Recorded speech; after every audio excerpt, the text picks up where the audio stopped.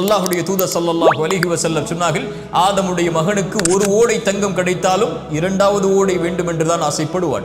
இரண்டாவது ஓடை கிடைத்தால் மூன்றாவது ஓடை தங்கம் வேண்டும் என்று ஆசைப்படுவான். அவனுடைய அந்த பேராசையை மண்ணை தவிர, மரணத்தை தவிர எதுவும் தடுத்து நிறுத்த முடியாது என்று அல்லாஹ்வுடைய தூதர் ஸல்லல்லாஹு அலைஹி வஸல்லம் சொன்னார்கள்.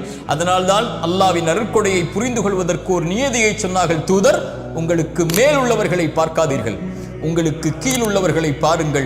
அப்போதுதான் அல்லாஹ்வின் அருட்கொடையை நீங்கள் உணர்ந்து கொள்ள முடியும். அல்லாஹ்வுடைய தூதர் ஸல்லல்லாஹு அலைஹி வஸல்லம் சொன்னார்கள், அவன் வெற்றி அடைவான் யார்? அவன் அல்லாஹ்விற்கு கட்டுப்பட்டு, அல்லாஹ் ரப்புல் ஆலமீன் போதுமான வாழ்வாதாரத்தை அவனுக்கு கொடுத்து, அல்லாஹ் கொடுத்ததை கொண்டு குறைவுபடாமல் நிறைவோடு வாழக்கூடியவன் வெற்றி பெறுவான். அல்லாஹ்வுடைய தூதர் மேலும் சொன்னார்கள், அழகிய செய்தி. ஒரு நாள் காலையில் ஒருவன் எழுந்திருக்கிறான், பாதுகாப்பான நிலையில் 3 வேளை உணவு அவனுக்கு இருக்கிறது, அன்றைய உணவு இருக்கிறது, ஆரோக்கியமான உடல்நிலையை அல்லாஹ் கொடுத்திருக்கிறான். இவன் யார் தெரியுமா?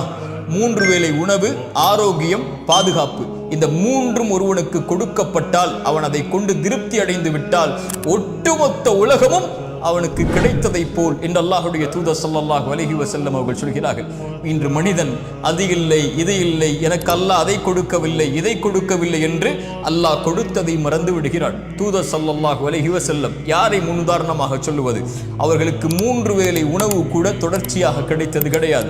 2 நாள் தொடர்ச்சியாக அவர்களுடைய வீட்டில் அடுப்புகள் எரிக்கப்படுவது கிடையாது.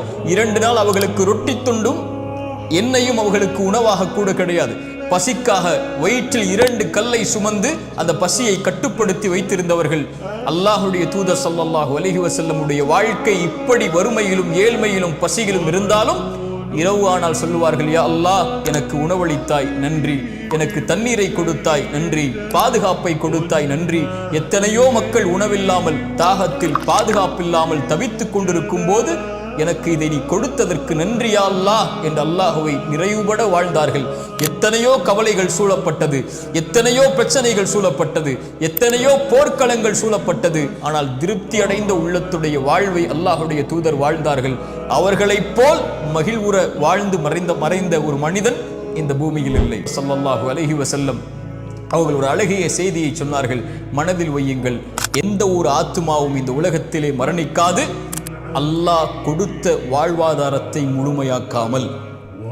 அல்லாஹ் ரப்புல் ஆலமீன் உங்களுக்கு கொடுக்க இருப்பதை அழகிய முறையில், அல்லாஹ் அனுமதித்த முறையில் தேடுங்கள். உங்களை பேராசை மிகைத்து அல்லாஹ் தடுத்த முறையில் ஒருபோதும் வாழ்வாதாரத்தை தேடிவிடாதீர்கள்.